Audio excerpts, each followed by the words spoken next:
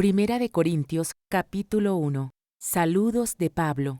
Yo, Pablo, elegido por la voluntad de Dios para ser un apóstol de Cristo Jesús, escribo esta carta junto con nuestro hermano Sóstenes.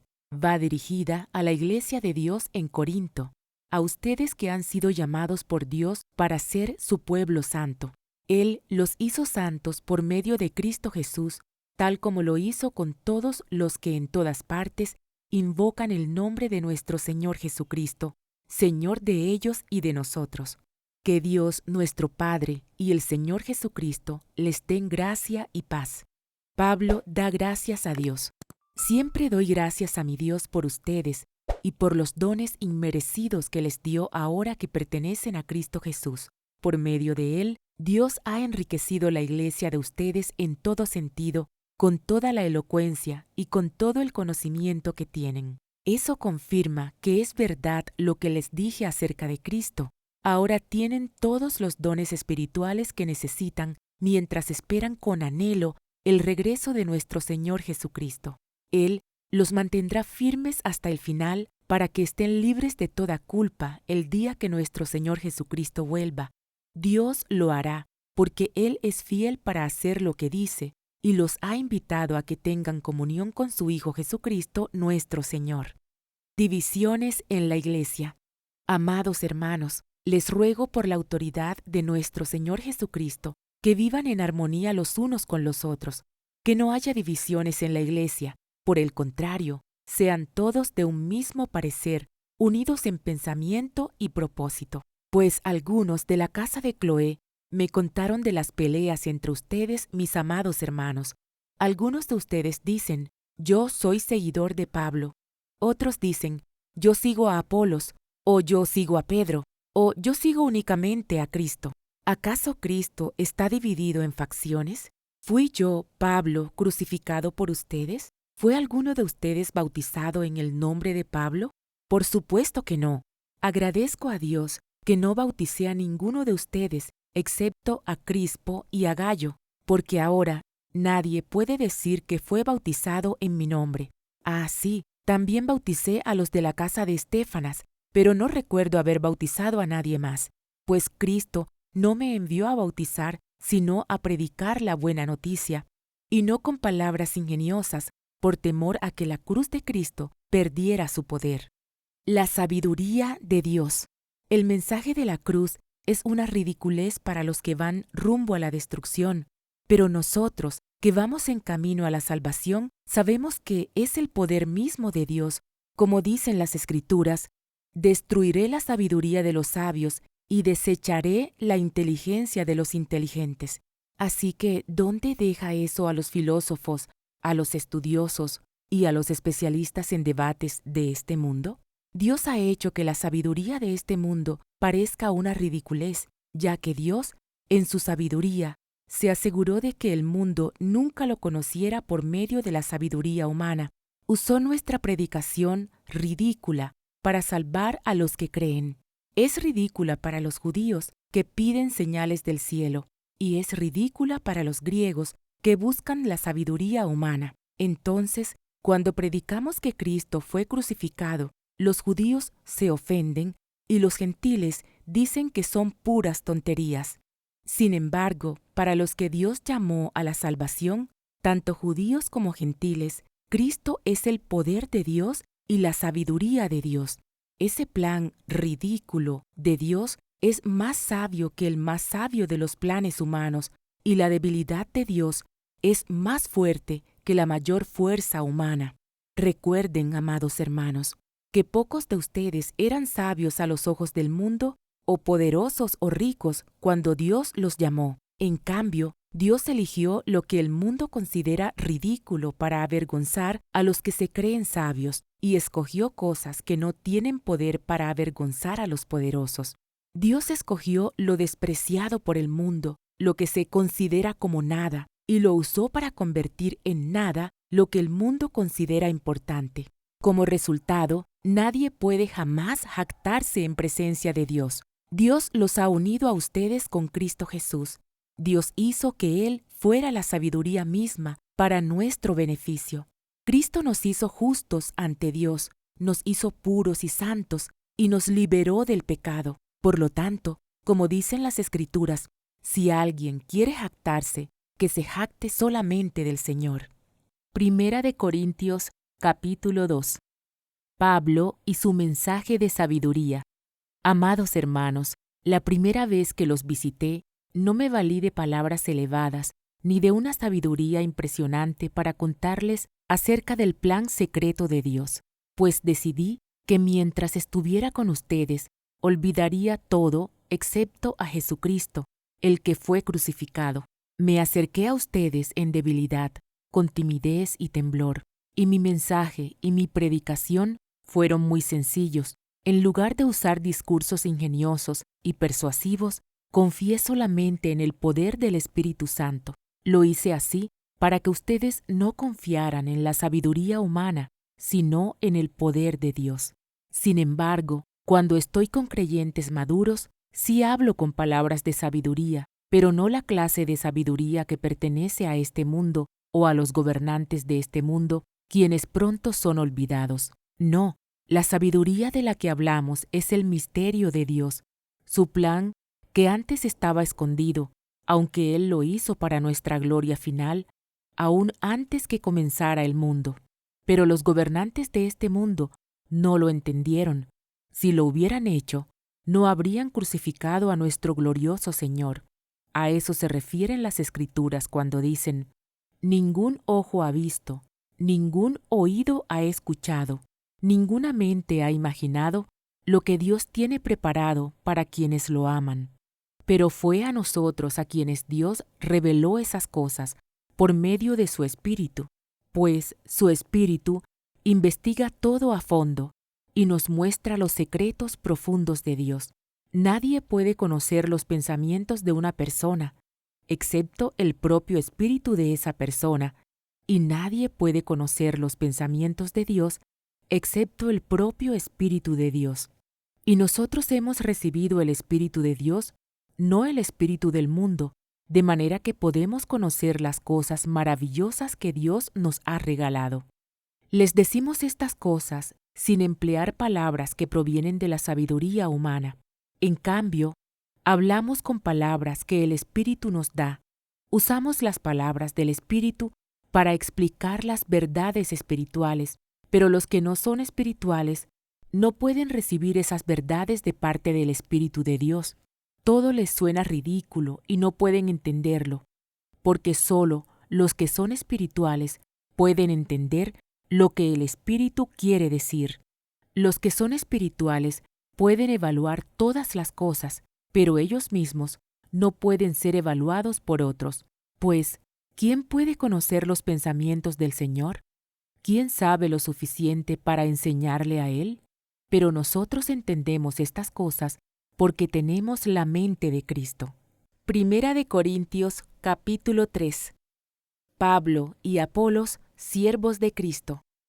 Amados hermanos, cuando estuve con ustedes, no pude hablarles como lo haría con personas espirituales. Tuve que hablarles como si pertenecieran a este mundo o como si fueran niños en la vida cristiana. Tuve que alimentarlos con leche, no con alimento sólido, porque no estaban preparados para algo más sustancioso, y aún no están preparados, porque todavía están bajo el control de su naturaleza pecaminosa. Tienen celos unos de otros y se pelean entre sí. ¿Acaso eso no demuestra que los controla su naturaleza pecaminosa? Uno de ustedes dice: yo soy seguidor de Pablo, y otro dice: yo sigo a Apolos. ¿No actúan igual que la gente del mundo? Después de todo, ¿quién es Apolo? ¿Quién es Pablo? Nosotros solo somos siervos de Dios, mediante los cuales ustedes creyeron la buena noticia. Cada uno de nosotros hizo el trabajo que el Señor nos encargó. Yo planté la semilla en sus corazones, y Apolos la regó, pero fue Dios quien la hizo crecer. No importa quién planta o quién riega. Lo importante es que Dios hace crecer la semilla. El que planta y el que riega trabajan en conjunto con el mismo propósito, y cada uno será recompensado por su propio arduo trabajo, pues ambos somos trabajadores de Dios, y ustedes son el campo de cultivo de Dios, son el edificio de Dios. Por la gracia que Dios me dio, yo eché los cimientos como un experto en construcción. Ahora otros edifican encima. Pero cualquiera que edifique sobre este fundamento tiene que tener mucho cuidado, pues nadie puede poner un fundamento distinto del que ya tenemos, que es Jesucristo. El que edifique sobre este fundamento podrá usar una variedad de materiales: oro, plata, joyas, madera, heno u hojarasca. Pero el día del juicio, el fuego revelará la clase de obra que cada constructor ha hecho. El fuego mostrará si la obra de alguien tiene algún valor. Si la obra permanece, ese constructor recibirá una recompensa, pero si la obra se consume, el constructor sufrirá una gran pérdida. El constructor se salvará, pero como quien apenas se escapa atravesando un muro de llamas. ¿No se dan cuenta de que todos ustedes juntos son el templo de Dios y que el Espíritu de Dios vive en ustedes? Dios destruirá a cualquiera que destruya este templo, pues el templo de Dios es santo y ustedes son este templo. Dejen de engañarse a sí mismos. Si piensan que son sabios de acuerdo con los criterios de este mundo, necesitan volverse necios para ser verdaderamente sabios, pues la sabiduría de este mundo es necedad para Dios. Como dicen las Escrituras, Él atrapa a los sabios en la trampa de su propia astucia. Y también el Señor conoce los pensamientos de los sabios, sabe que no valen nada. Así que no se jacten de seguir a un líder humano en particular, pues a ustedes les pertenece todo, ya sea Pablo, o Apolos, o Pedro, o el mundo, o la vida y la muerte, o el presente y el futuro. Todo les pertenece a ustedes, y ustedes pertenecen a Cristo, y Cristo pertenece a Dios. Primera de Corintios, capítulo 4. La relación de Pablo con los corintios. Así que a Apolos y a mí, considérennos como simples siervos de Cristo, a quienes se nos encargó la tarea de explicar los misterios de Dios. Ahora bien, alguien que recibe el cargo de administrador debe ser fiel. En cuanto a mí, me importa muy poco cómo me califiquen ustedes o cualquier autoridad humana. Ni siquiera confío en mi propio juicio en este sentido. Tengo la conciencia limpia, pero eso no demuestra que yo tenga la razón. Es el Señor mismo quien me evaluará y tomará la decisión. Así que no juzguen a nadie antes de tiempo, es decir, antes de que el Señor vuelva, pues Él sacará a la luz nuestros secretos más oscuros y revelará nuestras intenciones más íntimas. Entonces Dios le dará a cada uno el reconocimiento que le corresponda. Amados hermanos, puse el caso de Apolos y el mío propio como ilustración de lo que les vengo diciendo. Si prestan atención a lo que les cité de las Escrituras, no estarán orgullosos de uno de sus líderes a costa de otro. Pues, ¿qué derecho tienen a juzgar así? ¿Qué tienen que Dios no les haya dado? Y si todo lo que tienen proviene de Dios, ¿por qué se jactan como si no fuera un regalo? Ustedes piensan que ya tienen todo lo que necesitan. Creen que ya son ricos. Hasta han comenzado a reinar sin nosotros en el reino de Dios. Yo desearía que en verdad ya estuvieran reinando, porque entonces nosotros estaríamos reinando con ustedes. A veces pienso que a nosotros los apóstoles Dios nos puso en exhibición como prisioneros de guerra al final del desfile del vencedor, condenados a muerte. Nos hemos convertido en un espectáculo para el mundo entero, tanto para la gente como para los ángeles. Nuestra entrega a Cristo nos hace parecer tontos. En cambio, ustedes afirman ser tan sabios en Cristo. Nosotros somos débiles, pero ustedes son tan poderosos. A ustedes los estiman, a nosotros nos ridiculizan. Incluso ahora mismo pasamos hambre y tenemos sed, y nos falta ropa para abrigarnos. A menudo somos golpeados y no tenemos casa. Nos cansamos trabajando con nuestras manos para ganarnos la vida. Bendecimos a los que nos maldicen. Somos pacientes con los que nos maltratan. Respondemos con gentileza cuando dicen cosas malas de nosotros. Aún así, se nos trata como la basura del mundo, como el desperdicio de todos, hasta este preciso momento. No les escribo estas cosas para avergonzarlos, sino para advertirles como mis amados hijos, pues aunque tuvieran 10,000 maestros que les enseñaran acerca de Cristo, tienen solo un Padre espiritual, pues me convertí en su Padre en Cristo Jesús cuando les prediqué la buena noticia. Así que les ruego que me imiten. Por esa razón, les envié a Timoteo, mi fiel y amado hijo en el Señor. Él les recordará la manera en que sigo a Cristo Jesús, así como lo enseño en todas las iglesias, en todas partes. Algunos de ustedes se han vuelto arrogantes al pensar que no volveré a visitarlos, pero iré, y pronto, si el Señor me lo permite, y entonces comprobaré si esos arrogantes solo dan discursos pretenciosos o de verdad tienen el poder de Dios, pues el reino de Dios no consiste en las muchas palabras, sino en vivir por el poder de Dios. ¿Qué prefieren? ¿Que llegue con una vara para castigarlos o que vaya con amor y un espíritu amable? Primera de Corintios, capítulo 5. Pablo condena el orgullo espiritual. Me cuesta creer lo que me informan acerca de la inmoralidad sexual que hay entre ustedes, algo que ni siquiera los paganos hacen. Me dicen que un hombre de su iglesia vive en pecado con su madrastra. Ustedes están muy orgullosos de sí mismos. En cambio, deberían estar llorando de dolor y vergüenza y echar a ese hombre de la congregación, aunque no estoy con ustedes en persona.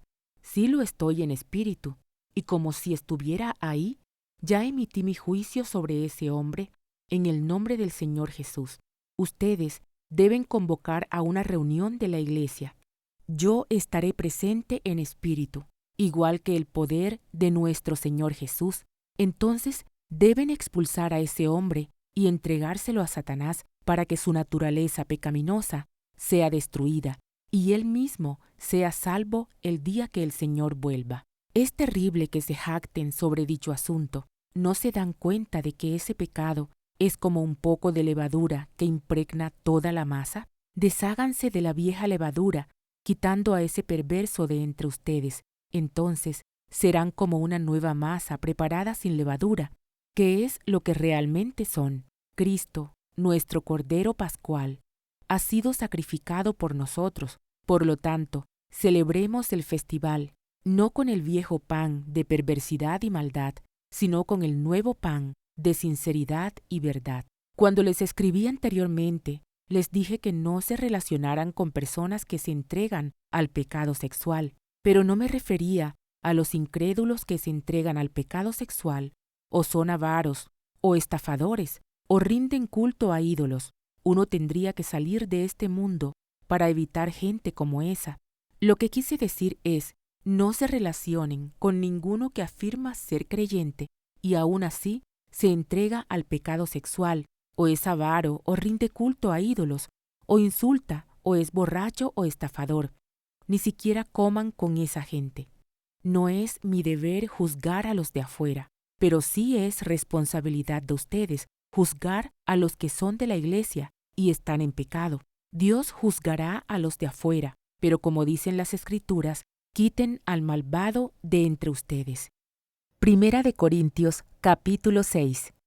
Evitar demandas legales con los cristianos. Cuando uno de ustedes tiene un conflicto con otro creyente, ¿cómo se atreve a presentar una demanda y a pedirle a un tribunal secular que decida sobre el asunto en lugar de llevarlo ante otros creyentes? ¿No se dan cuenta de que algún día nosotros, los creyentes, juzgaremos al mundo? Y dado que ustedes van a juzgar al mundo, ¿no son capaces de resolver estas pequeñas cuestiones entre ustedes? ¿No se dan cuenta de que juzgaremos a los ángeles? Así que deberían ser capaces de resolver los conflictos comunes y corrientes que ocurren en esta vida. Si tienen conflictos legales acerca de tales asuntos, ¿por qué acuden a jueces que son de afuera y no son respetados por la iglesia? Digo esto para que se avergüencen. No hay nadie en toda la iglesia con suficiente sabiduría para decidir sobre estos temas, sino que un creyente demanda a otro justo frente a los incrédulos. El hecho de que tengan semejantes demandas legales unos contra otros es en sí una derrota para ustedes. ¿Por qué mejor no aceptar la injusticia y dejar el asunto como está? ¿Por qué no se dejan estafar? En cambio, son ustedes mismos los que hacen lo malo y estafan aún a sus propios hermanos en Cristo. ¿No se dan cuenta de que los que hacen lo malo no heredarán el reino de Dios? No se engañen a sí mismos. Los que se entregan al pecado sexual, o rinden culto a ídolos, o cometen adulterio, o son prostitutos, o practican la homosexualidad, o son ladrones, o avaros, o borrachos, o insultan o estafan a la gente, ninguno de esos heredará el reino de Dios. Algunos de ustedes antes eran así, pero fueron limpiados, fueron hechos santos, fueron hechos justos ante Dios al invocar el nombre del Señor Jesucristo y por el Espíritu de nuestro Dios. Evitar el pecado sexual. Ustedes dicen, se me permite hacer cualquier cosa, pero no todo les conviene. Y aunque se me permite hacer cualquier cosa, no debo volverme esclavo de nada.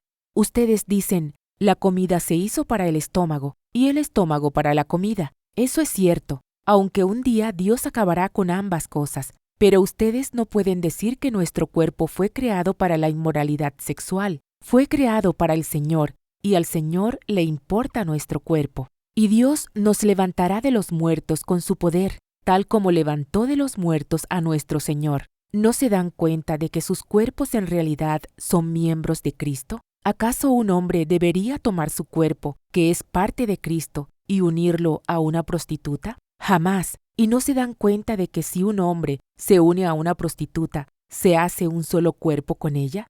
Pues las Escrituras dicen, los dos se convierten en uno solo, pero la persona que se une al Señor es un solo espíritu con Él. Huyan del pecado sexual. Ningún otro pecado afecta tanto el cuerpo como este, porque la inmoralidad sexual es un pecado contra el propio cuerpo. ¿No se dan cuenta de que su cuerpo es el templo del Espíritu Santo, quien vive en ustedes y les fue dado por Dios? Ustedes no se pertenecen a sí mismos, porque Dios los compró a un alto precio. Por lo tanto, honren a Dios con su cuerpo. Primera de Corintios, capítulo 7.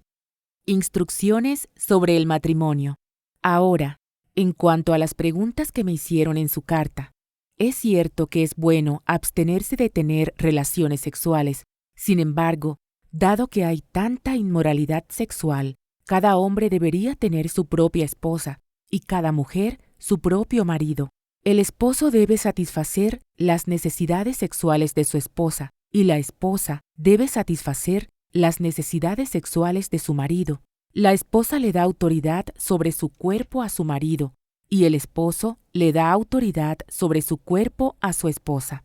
No se priven el uno al otro de tener relaciones sexuales, a menos que los dos estén de acuerdo en abstenerse de la intimidad sexual por un tiempo limitado para entregarse más de lleno a la oración.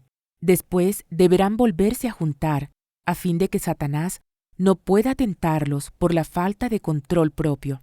Eso les digo a modo de concesión, no como un mandato. Quisiera que todos fueran solteros, igual que yo, pero cada uno tiene su don específico de Dios, unos de una clase y otros de otra. Así que les digo a los solteros y a las viudas, es mejor quedarse sin casar, tal como yo, pero si no pueden controlarse, entonces deberían casarse.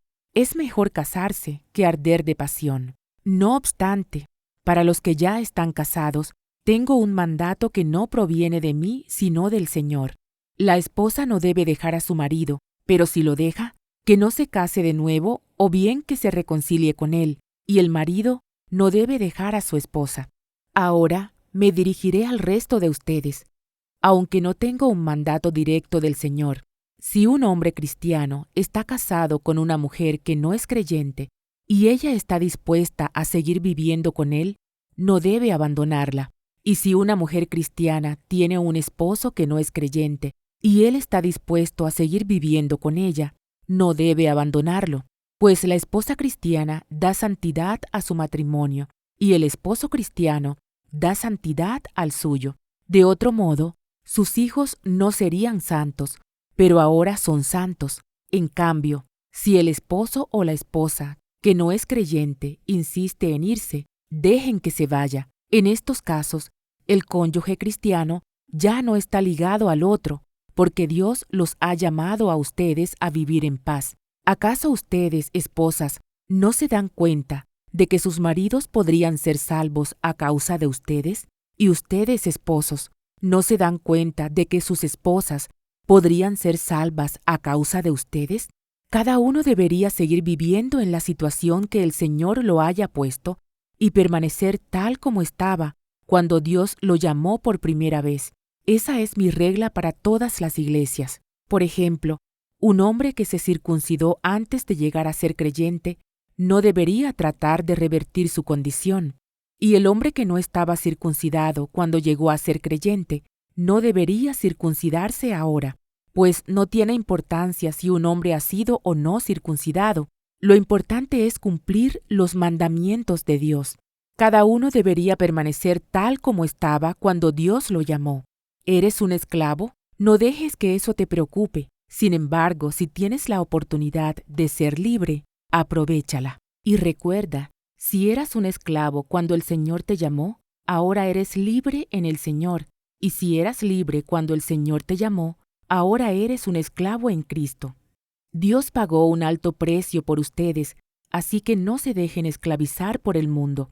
Amados hermanos, cada uno debería permanecer tal como estaba cuando Dios lo llamó por primera vez. Ahora, con respecto a la pregunta acerca de las jóvenes que todavía no se han casado, para ellas no tengo ningún mandato del Señor. Pero el Señor, en su misericordia, me ha dado sabiduría digna de confianza que les transmitiré a ustedes. Debido a la crisis actual, pienso que es mejor que cada uno se quede como está. Si tienes esposa, no procures terminar tu matrimonio. Si no tienes esposa, no busques casarte. Pero si te casas, no es pecado. Y si una joven se casa, tampoco es pecado. Sin embargo, los que se casen en este tiempo tendrán problemas y estoy tratando de evitárselos. Déjenme decirles lo siguiente, amados hermanos. El tiempo que queda es muy breve, así que de ahora en adelante, los que estén casados no deberían concentrarse únicamente en su matrimonio. Los que lloran, o los que se alegran, o los que compran cosas, no deberían ser absorbidos por sus lágrimas, ni su alegría ni sus posesiones. Los que usan las cosas del mundo no deberían apegarse a ellas, pues este mundo, tal como lo conocemos, pronto desaparecerá. Quisiera que estén libres de las preocupaciones de esta vida. Un soltero puede invertir su tiempo en hacer la obra del Señor y en pensar cómo agradarlo a Él, pero el casado tiene que pensar en sus responsabilidades terrenales y en cómo agradar a su esposa. Sus intereses están divididos. De la misma manera, una mujer que ya no está casada o que nunca se ha casado puede dedicarse al Señor y ser santa en cuerpo y en espíritu, pero una mujer casada tiene que pensar en sus responsabilidades terrenales y en cómo agradar a su esposo. Les digo esto para su propio beneficio, no para imponerles restricciones. Mi deseo es que hagan todo lo que les ayude a servir mejor al Señor, con la menor cantidad de distracciones posibles. No obstante, si un hombre piensa que está tratando a su prometida en forma impropia y que inevitablemente cederá a sus pasiones, que se case con ella como él desea, no es pecado. Pero si ha decidido con toda firmeza no casarse y no hay urgencia y puede controlar sus pasiones, hace bien en no casarse. Así que el que se casa con su prometida hace bien, y el que no se casa hace aún mejor. Una esposa está ligada a su esposo mientras el esposo vive. Si su esposo muere, ella queda libre para casarse con quien quiera, pero solamente si ese hombre ama al Señor. Sin embargo, en mi opinión, sería mejor para ella no volver a casarse, y pienso que, al decirles esto, les doy consejo del Espíritu de Dios. Primera de Corintios, capítulo 8. Comida sacrificada a ídolos. Ahora, con respecto a la pregunta acerca de la comida que ha sido ofrecida a ídolos, es cierto, sabemos que todos tenemos conocimiento sobre este tema. Sin embargo, mientras que el conocimiento nos hace sentir importantes, es el amor lo que fortalece a la Iglesia. El que afirma que lo sabe todo, en realidad, no es que sepa mucho, pero la persona que ama a Dios es a quien Dios reconoce. Entonces, ¿Qué acerca de comer carne ofrecida a ídolos? Pues sabemos que un ídolo no es en verdad un dios y que hay solo un Dios. Puede que existan esos llamados dioses, tanto en el cielo como en la tierra, y algunas personas, de hecho, rinden culto a muchos dioses y a muchos señores, pero nosotros sabemos que hay solo un Dios, el Padre, quien creó todo, y vivimos para Él. Y hay solo un Señor, Jesucristo, mediante el cual Dios hizo todas las cosas, y mediante el cual nos ha dado vida. Sin embargo, no todos los creyentes saben esto. Algunos están acostumbrados a pensar que los ídolos son reales. Entonces, cuando comen un alimento que fue ofrecido a ídolos, lo consideran adoración a dioses verdaderos y violan su débil conciencia. Es cierto que no podemos obtener la aprobación de Dios por lo que comemos. No perdemos nada si no lo comemos y no ganamos nada si lo comemos.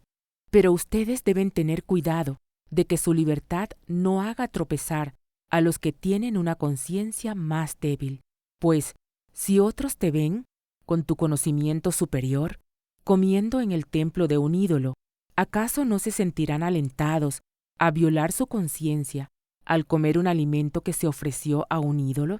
Así que a causa de tu conocimiento superior, se destruirá un creyente débil, por quien Cristo murió.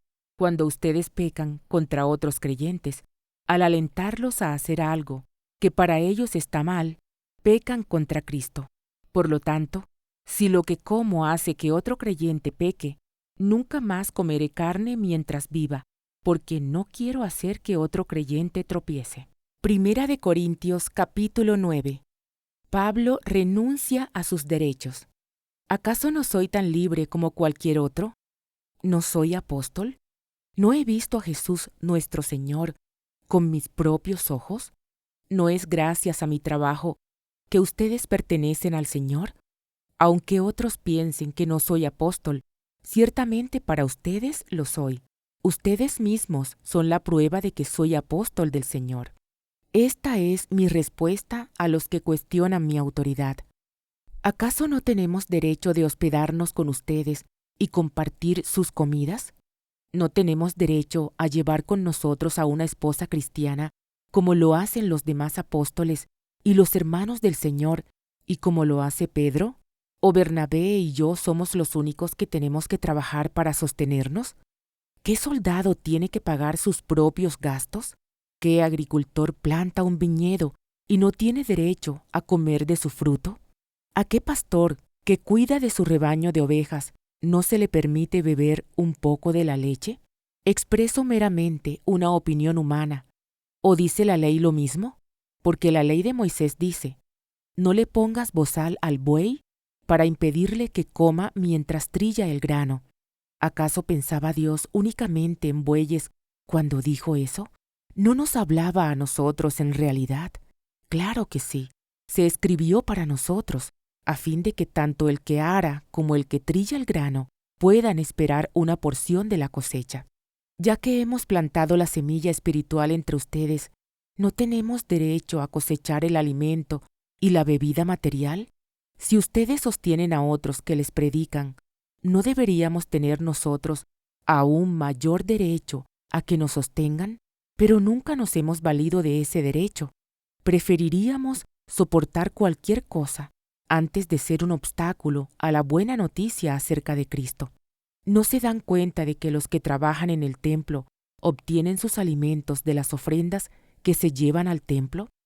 ¿Y los que sirven en el altar reciben una porción de lo que se ofrece como sacrificio? Del mismo modo, el Señor ordenó que los que predican la buena noticia sean sostenidos por los que reciben el beneficio del mensaje. Sin embargo, yo jamás me he valido de ninguno de esos derechos, y no escribo esto para sugerir que es mi deseo comenzar a hacerlo ahora. De hecho, preferiría morir antes que perder mi derecho a jactarme de predicar sin cobrar. Sin embargo, predicar la buena noticia no es algo de lo que pueda jactarme. Estoy obligado por Dios a hacerlo. Qué terrible sería para mí si no predicara la buena noticia. Si lo hiciera por mi propia iniciativa, Merecería que me paguen, pero no tengo opción porque Dios me ha encomendado este deber sagrado. ¿Cuál es entonces mi paga? Es la oportunidad de predicar la buena noticia sin cobrarle a nadie. Por esa razón, nunca reclamo mis derechos cuando predico la buena noticia. A pesar de que soy un hombre libre y sin amo, me he hecho esclavo de todos para llevar a muchos a Cristo. Cuando estaba con los judíos, vivía como judío para llevar a los judíos a Cristo. Cuando estaba con los que siguen la ley judía, yo también vivía bajo esa ley. A pesar de que no estoy sujeto a la ley, me sujetaba a ella para poder llevar a Cristo a los que están bajo la ley. Cuando estoy con gentiles, quienes no siguen la ley judía, yo también vivo independiente de esa ley para poder llevarlos a Cristo. Pero no ignoro la ley de Dios, obedezco la ley de Cristo. Cuando estoy con los que son débiles, me hago débiles con ellos, porque deseo llevar a los débiles a Cristo. Sí, con todos trato de encontrar algo que tengamos en común y hago todo lo posible para salvar a algunos. Hago lo que sea para difundir la buena noticia y participar de sus bendiciones. ¿No se dan cuenta de que en una carrera todos corren, pero solo una persona se lleva el premio? Así que corran para ganar. Todos los atletas se entrenan con disciplina, pero nosotros lo hacemos por un premio eterno. Por eso, yo corro cada paso con propósito. No solo doy golpes al aire, disciplino mi cuerpo como lo hace un atleta, lo entreno para que haga lo que debe hacer. De lo contrario, temo que después de predicarles a otros, yo mismo quede descalificado. Primera de Corintios capítulo 10. Lecciones de la idolatría de Israel. Amados hermanos, no quiero que se olviden de lo que les sucedió a nuestros antepasados hace mucho tiempo en el desierto. Todos fueron guiados por una nube que iba delante de ellos, y todos caminaron a través del mar sobre tierra seca. Todos ellos fueron bautizados en la nube y en el mar como seguidores de Moisés. Todos comieron el mismo alimento espiritual, y todos bebieron la misma agua espiritual, pues bebieron de la roca espiritual que viajaba con ellos, y esa roca es Cristo. Sin embargo, Dios no se agradó con la mayoría de ellos, y sus cuerpos fueron dispersados por el desierto.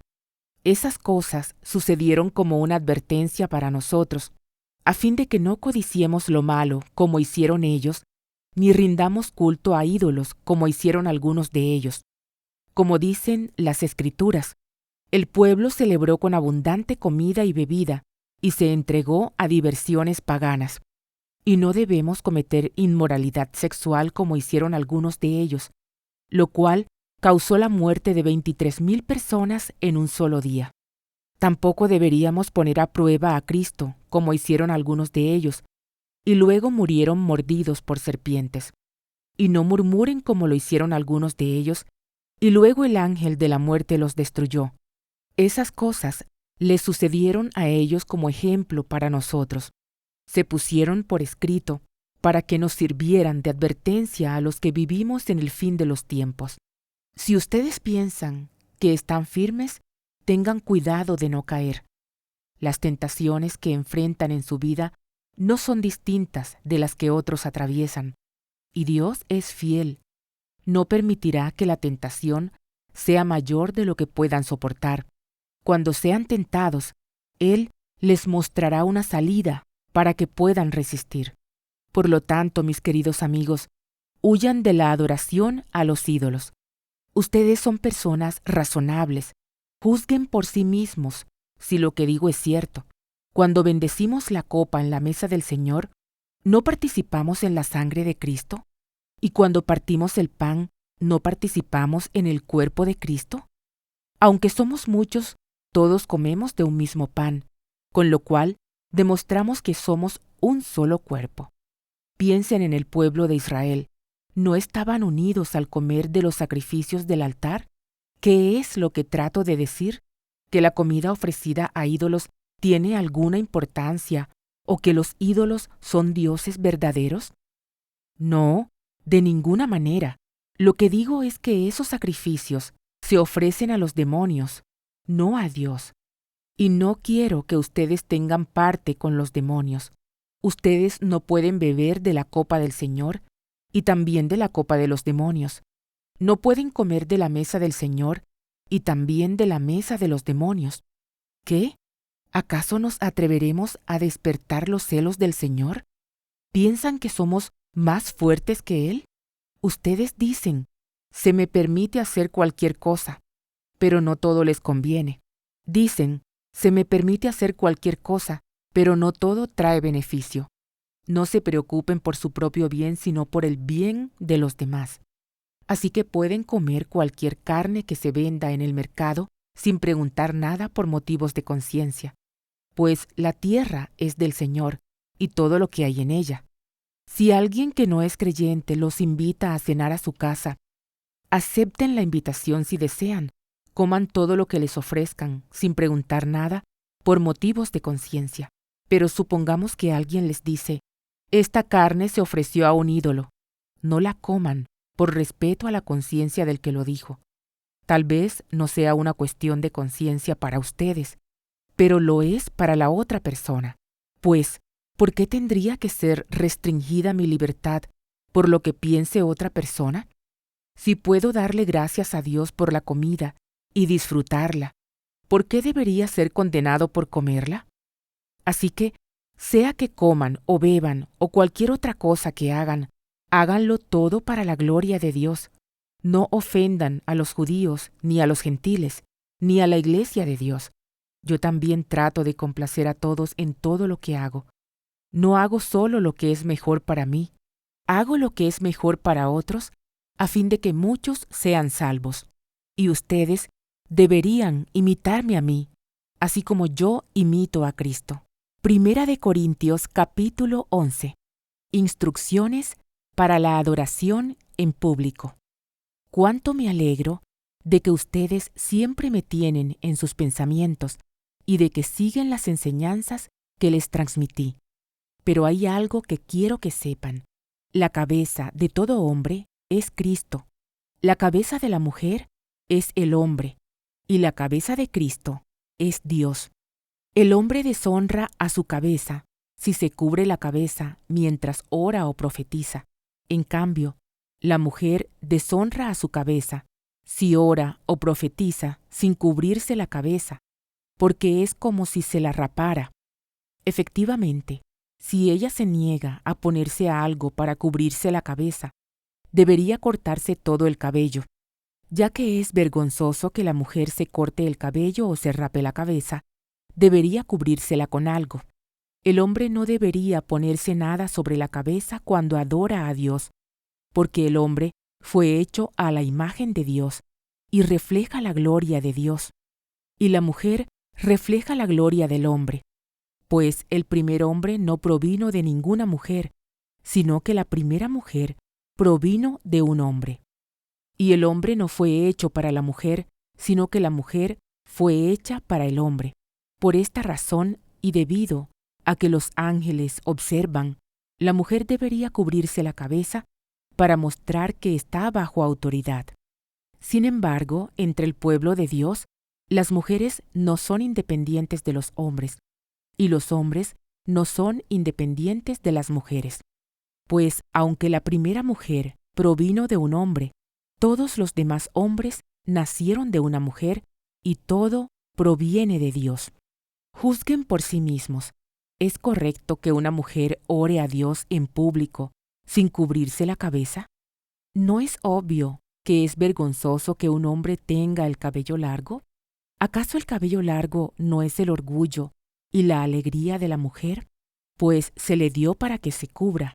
Pero si alguien quiere discutir este tema, simplemente digo que no tenemos otra costumbre más que esa, y tampoco la tienen las demás iglesias de Dios.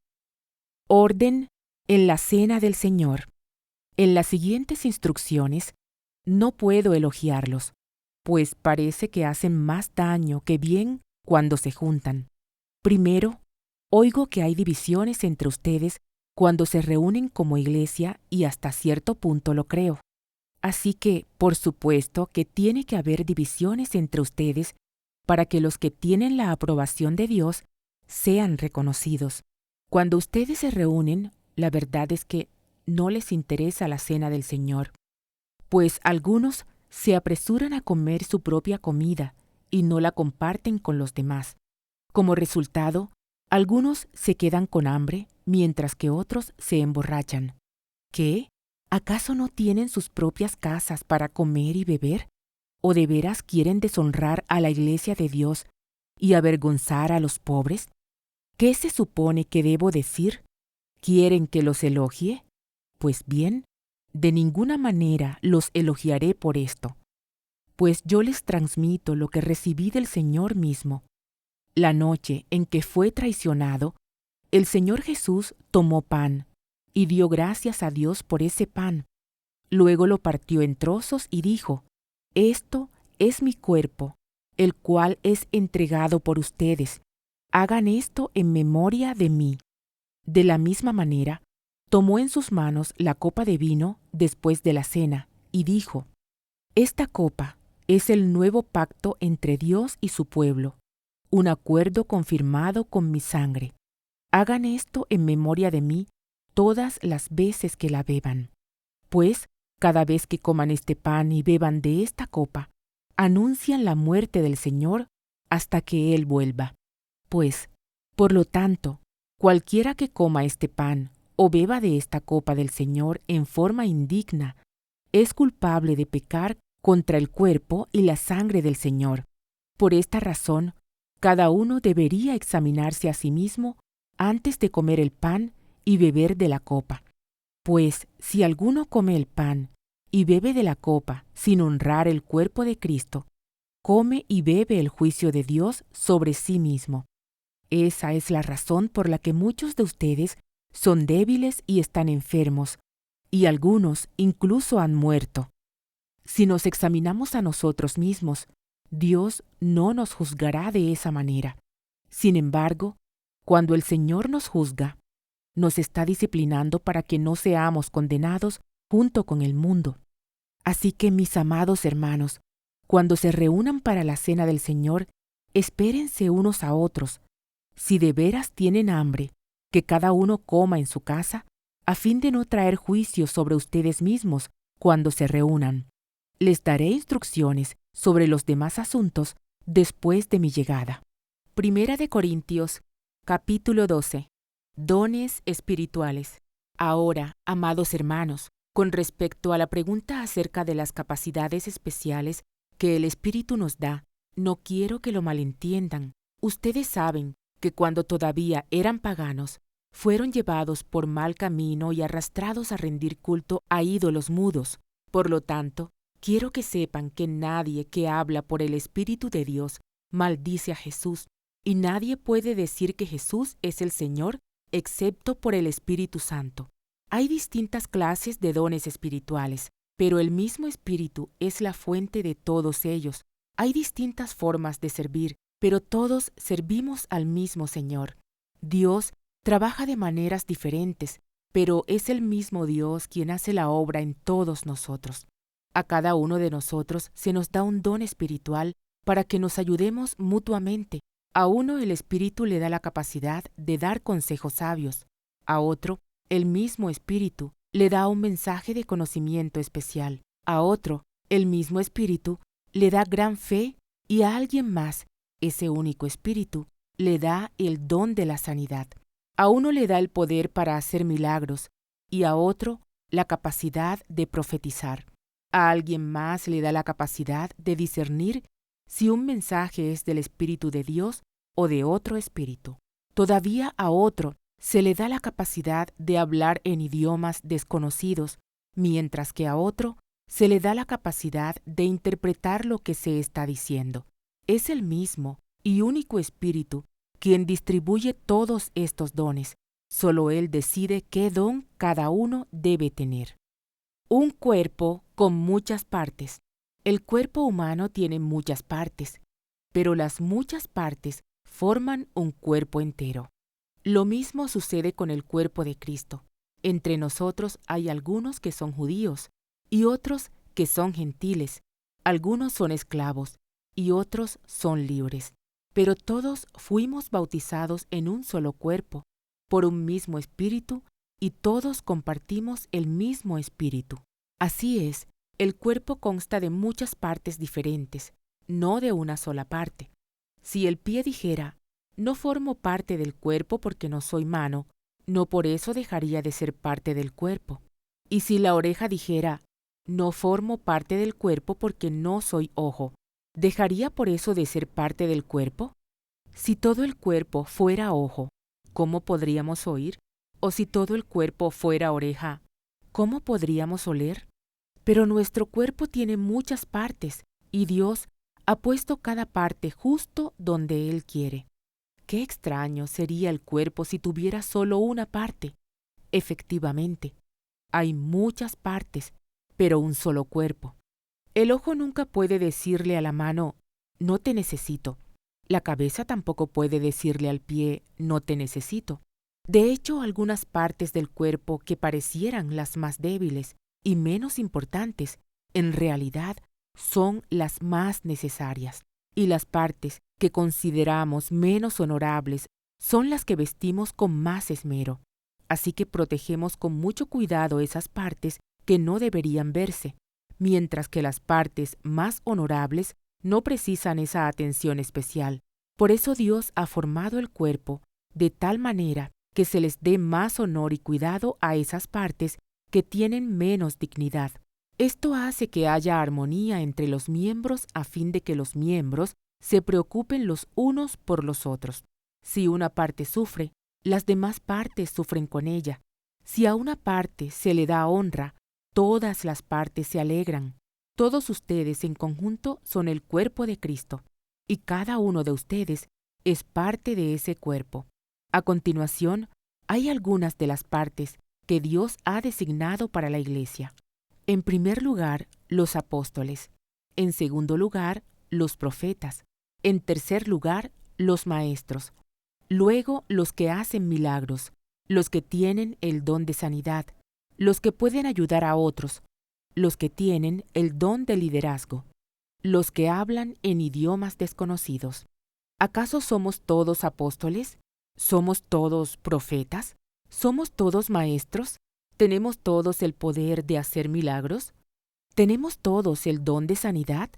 ¿Tenemos todos la capacidad de hablar en idiomas desconocidos? ¿Tenemos todos la capacidad de interpretar idiomas desconocidos? Por supuesto que no. Por lo tanto, ustedes deberían desear encarecidamente los dones que son de más ayuda. Pero ahora déjenme mostrarles una manera de vida que supera a todas las demás. Primera de Corintios, capítulo 13. La mayor es el amor. Si pudiera hablar todos los idiomas del mundo y de los ángeles, pero no amara a los demás, yo solo sería un metal ruidoso o un címbalo que resuena. Si tuviera el don de profecía y entendiera todos los planes secretos de Dios y contara con todo el conocimiento, y si tuviera una fe que me hiciera capaz de mover montañas, pero no amara a otros, yo no sería nada. Si diera todo lo que tengo a los pobres y hasta sacrificara mi cuerpo, podría jactarme de eso, pero si no amara a los demás, no habría logrado nada. El amor es paciente y bondadoso. El amor no es celoso, ni fanfarrón, ni orgulloso, ni ofensivo. No exige que las cosas se hagan a su manera. No se irrita ni lleva un registro de las ofensas recibidas. No se alegra de la injusticia, sino que se alegra cuando la verdad triunfa. El amor nunca se da por vencido, jamás pierde la fe, siempre tiene esperanzas y se mantiene firme en toda circunstancia. La profecía, el hablar en idiomas desconocidos y el conocimiento especial se volverían inútiles, pero el amor durará para siempre. Ahora nuestro conocimiento es parcial e incompleto, y aún el don de profecía revela solo una parte de todo el panorama. Sin embargo, cuando llegue el tiempo de la perfección, esas cosas parciales se volverán inútiles. Cuando yo era niño, hablaba, pensaba y razonaba como un niño, pero cuando crecí, dejé atrás las cosas de niño. Ahora vemos todo de manera imperfecta, como reflejos desconcertantes, pero luego veremos todo con perfecta claridad. Todo lo que ahora conozco es parcial e incompleto, pero luego conoceré todo por completo, tal como Dios ya me conoce a mí completamente. 3 cosas durarán para siempre: la fe, la esperanza y el amor. Y la mayor de las 3 es el amor. Primera de Corintios, capítulo 14. Lenguas y profecía. Que el amor sea su meta más alta, pero también deberían desear las capacidades especiales que da el Espíritu, sobre todo la capacidad de profetizar, pues si alguien tiene la capacidad de hablar en lenguas, le hablará solo a Dios, dado que la gente no podrá entenderle. Hablará por el poder del Espíritu, pero todo será un misterio. En cambio, el que profetiza fortalece a otros, los anima y los consuela. La persona que habla en lenguas se fortalece a sí misma, pero el que dice una palabra de profecía fortalece a toda la iglesia. Yo desearía que todos pudieran hablar en lenguas, pero más aún, me gustaría que todos pudieran profetizar, pues la profecía es superior que hablar en lenguas, a menos que alguien interprete lo que se dice para que toda la iglesia se fortalezca. Amados hermanos, si yo fuera a visitarlos y les hablara en un idioma desconocido, ¿de qué les serviría a ustedes?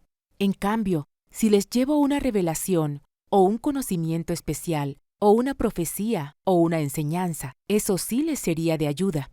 Aún los instrumentos inanimados como la flauta y el arpa tienen que emitir sonidos nítidos, o nadie reconocería la melodía. Si el toque de trompeta no es entendible, ¿cómo sabrán los soldados que se les llama a la batalla? Lo mismo ocurre con ustedes. Si hablan a la gente con palabras que no entienden, ¿cómo podrían saber lo que ustedes dicen? Igual sería estar hablando al viento. Hay muchos idiomas diferentes en el mundo y cada uno tiene significado. Pero si no entiendo un idioma, soy un extranjero para el que lo habla, y el que lo habla es un extranjero para mí. Lo mismo ocurre con ustedes. Ya que están tan deseosos de tener las capacidades especiales que da el Espíritu, procuren las que fortalecerán a toda la iglesia. Por lo tanto, el que habla en lenguas también debería pedir en oración la capacidad de interpretar lo que se ha dicho, pues si oro en lenguas, mi espíritu ora, pero yo no entiendo lo que digo. ¿Qué debo hacer entonces? Oraré en el Espíritu, y también oraré con palabras que entiendo. Cantaré en el Espíritu y también cantaré con palabras que entiendo. Pues, si alabas a Dios solo en el Espíritu, ¿cómo podrán los que no te entienden alabar a Dios contigo? ¿Cómo podrán unirse a tus agradecimientos cuando no entienden lo que dices? Tú darás gracias muy bien, pero eso no fortalecerá a la gente que te oye. Yo le agradezco a Dios que hablo en lenguas más que cualquiera de ustedes, pero en una reunión de la iglesia, para ayudar a otros, preferiría hablar 5 palabras comprensibles que 10,000 palabras en un idioma desconocido. Amados hermanos, no sean infantiles en su comprensión de estas cosas. Sean inocentes como bebés en cuanto a la maldad, pero maduros en la comprensión de asuntos como estos. En las Escrituras está escrito: hablaré a mi propio pueblo en idiomas extraños y mediante labios de extranjeros, pero aún así no me escucharán, dice el Señor. Así que, como ven, el hablar en lenguas es una señal no para los creyentes, sino para los incrédulos. La profecía, sin embargo, es para el beneficio de los creyentes, no de los incrédulos. Aún así, si los incrédulos o la gente que no entiende esas cosas entran en la reunión de la iglesia y oyen a todos hablando en un idioma desconocido, pensarán que ustedes están locos. Pero si todos ustedes están profetizando y los incrédulos o la gente que no entiende esas cosas entran en la reunión, serán convencidos de pecado y juzgados por lo que ustedes dicen. Al escuchar, sus pensamientos secretos quedarán al descubierto y caerán de rodillas y adorarán a Dios declarando: en verdad, Dios está aquí entre ustedes. Un llamado a adorar con orden. Ahora bien, mis hermanos, hagamos un resumen. Cuando se reúnan, uno de ustedes cantará, otro enseñará Otro contará alguna revelación especial que Dios le haya dado. Otro hablará en lenguas y otro interpretará lo que se dice. Pero cada cosa que se haga debe fortalecer a cada uno de ustedes. No más de 2 o 3 deberían hablar en lenguas. Deben hablar uno a la vez y que alguien interprete lo que ellos digan. Pero, si no hay nadie presente que pueda interpretar, ellos deberán guardar silencio en la reunión de la iglesia y hablar en lenguas a Dios en forma privada. Que 2 o 3 personas profeticen y que los demás evalúen lo que se dice. Pero si alguien está profetizando y otra persona recibe una revelación del Señor, el que está hablando debe callarse. De esa manera, todos los que profeticen tendrán su turno para hablar, uno después de otro, para que todos aprendan y sean alentados. Recuerden que la gente que profetiza está en control de su espíritu y puede turnarse con otros, pues Dios no es Dios de desorden, sino de paz, como en todas las reuniones del pueblo santo de Dios.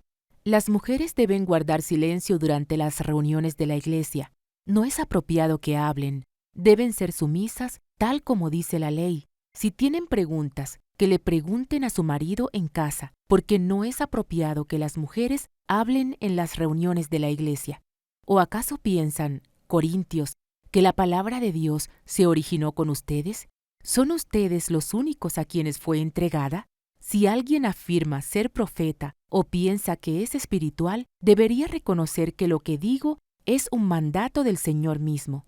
Pero si no lo reconoce, él tampoco será reconocido. Por lo tanto, mis amados hermanos, con todo corazón, deseen profetizar y no prohíban que se hable en lenguas, pero asegúrense de que todo se haga de forma apropiada y con orden.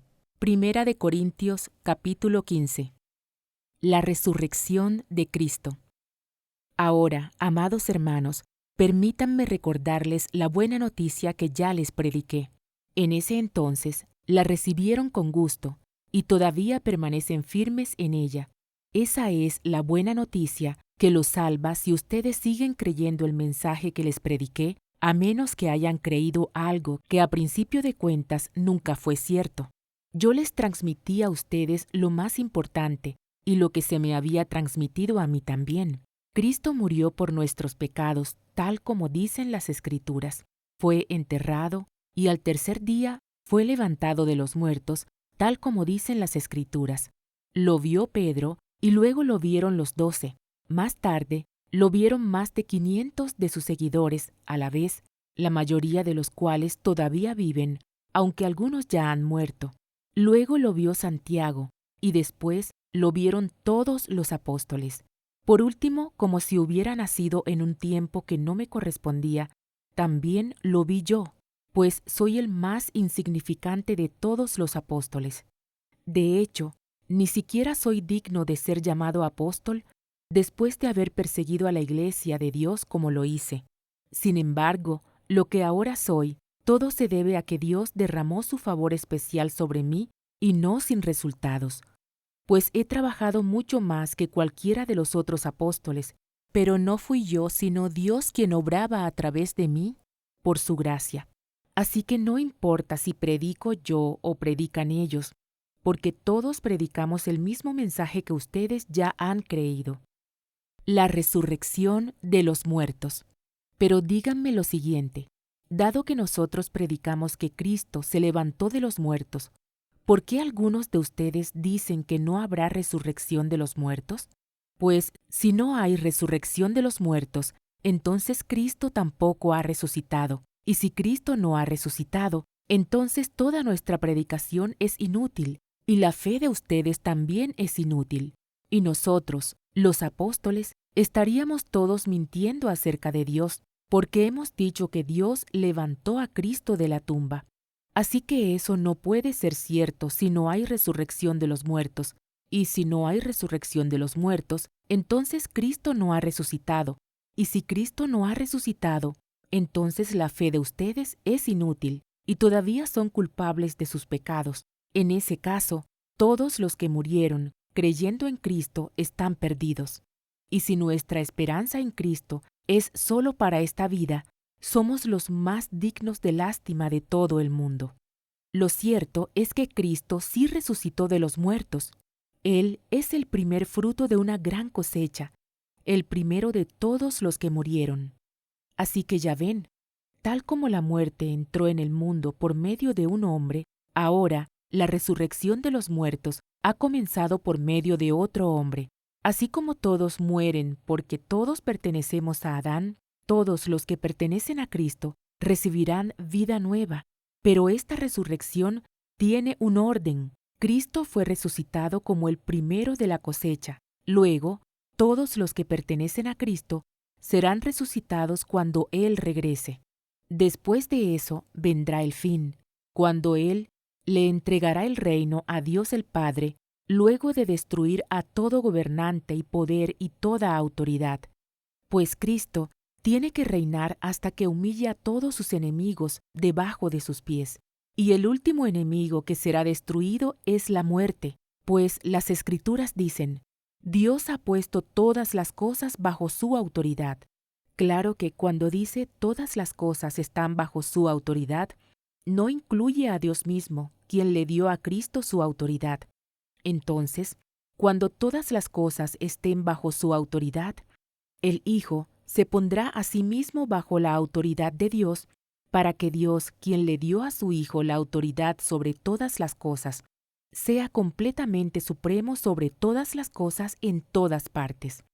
Si los muertos no serán resucitados, ¿para qué se bautiza la gente por los que están muertos? ¿Para qué hacerlo a menos que los muertos algún día resuciten?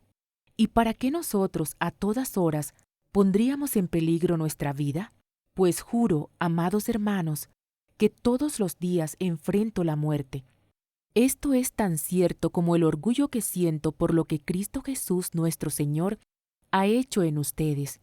¿Y qué valor hubo en luchar contra las fieras salvajes, esa gente de Éfeso, si no habrá resurrección de los muertos? Y si no hay resurrección, comamos y bebamos que mañana moriremos. No se dejen engañar por los que dicen semejantes cosas, porque las malas compañías corrompen el buen carácter. Piensen bien sobre lo que es correcto y dejen de pecar, pues para su vergüenza les digo que algunos de ustedes no conocen a Dios en absoluto. El cuerpo resucitado. Pero alguien podría preguntar, ¿cómo resucitarán los muertos? ¿Qué clase de cuerpos tendrán? ¡Qué pregunta tan tonta! Cuando pones una semilla en la tierra, ésta no crece y llega a ser una planta a menos que muera primero. Y lo que pones en el suelo no es la planta que crecerá, sino tan solo una simple semilla de trigo o de lo que esté sembrando. Luego Dios le da el cuerpo nuevo que Él quiere que tenga. De cada clase de semilla crece una planta diferente. De modo parecido, hay diferentes clases de carne, una para los humanos, otra para los animales, otra para las aves y otra para los peces. También hay cuerpos en los cielos y cuerpos sobre la tierra. La gloria de los cuerpos celestiales es diferente de la gloria de los cuerpos terrenales. El sol tiene una clase de gloria, mientras que la luna tiene otra, y las estrellas tienen otra. Y hasta las estrellas se diferencian unas de otras por la gloria de cada una. Lo mismo sucede con la resurrección de los muertos. Cuando morimos, nuestros cuerpos terrenales son plantados en la tierra, pero serán resucitados para que vivan por siempre.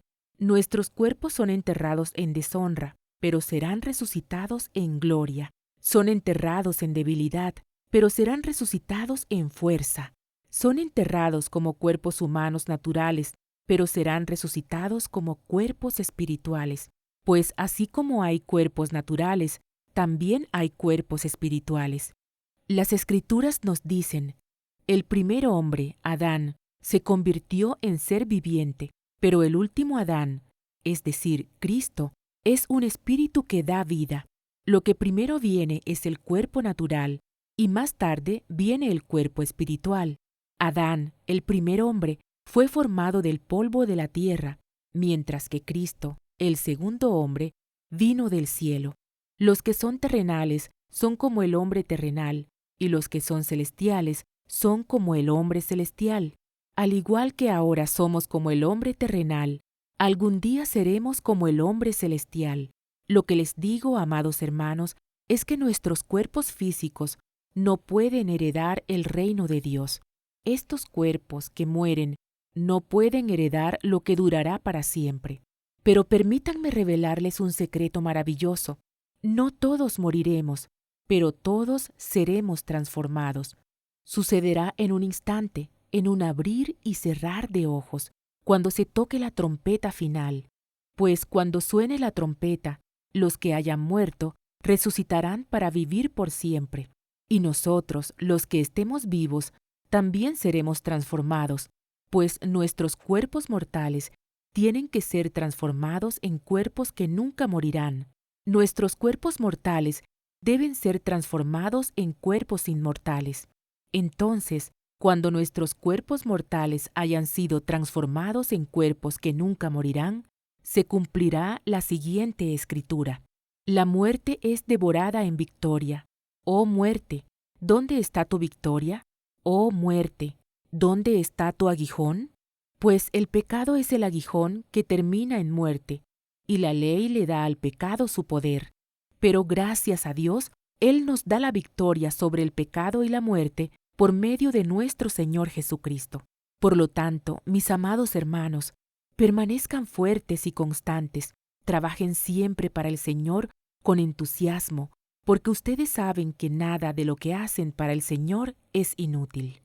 Primera de Corintios capítulo 16. La colecta para Jerusalén. Ahora bien, consideremos la pregunta acerca del dinero que se está juntando para el pueblo de Dios en Jerusalén. Deberían seguir el mismo procedimiento que les di a las iglesias de Galacia. El primer día de cada semana, cada uno debería separar una parte del dinero que ha ganado. No esperen hasta que yo llegue para luego tratar de reunirlo todo de golpe. Cuando yo vaya, escribiré cartas de recomendación para los mensajeros que ustedes escojan, como encargados de entregar su ofrenda en Jerusalén. Y si parece oportuno que yo también vaya, ellos pueden viajar conmigo. Instrucciones finales de Pablo. Los visitaré después de haber ido a Macedonia, pues estoy pensando pasar por Macedonia. Tal vez me quede un tiempo con ustedes, quizá todo el invierno, y después podrán enviarme a mi próximo destino. Esta vez no quiero hacerles una visita corta nada más y luego seguir mi viaje. Deseo ir y quedarme un tiempo, si el Señor me lo permite. Mientras tanto, seguiré aquí en Éfeso, hasta el Festival de Pentecostés. Se ha abierto una puerta de par en par para hacer un gran trabajo en este lugar, aunque muchos se me oponen. Cuando llegue Timoteo, no lo intimiden. Él hace la obra del Señor igual que yo. No permitan que nadie lo trate con desprecio. Despídanlo con su bendición cuando regrese para estar conmigo. Espero que venga junto con los demás creyentes. Ahora, en cuanto a nuestro hermano Apolos, yo le rogué que fuera a visitarlos en compañía de los otros creyentes, pero él no estaba dispuesto a ir por el momento. Los verá después, cuando tenga la oportunidad. Estén alerta, permanezcan firmes en la fe, sean valientes, sean fuertes y hagan todo con amor. Ustedes ya saben que Estéfanas y los de su casa fueron los primeros frutos de la cosecha de creyentes en Grecia, y ellos tienen su vida puesta al servicio del pueblo de Dios. Les ruego, amados hermanos, que se sometan a ellos y a otros como ellos, que sirven con tanta devoción.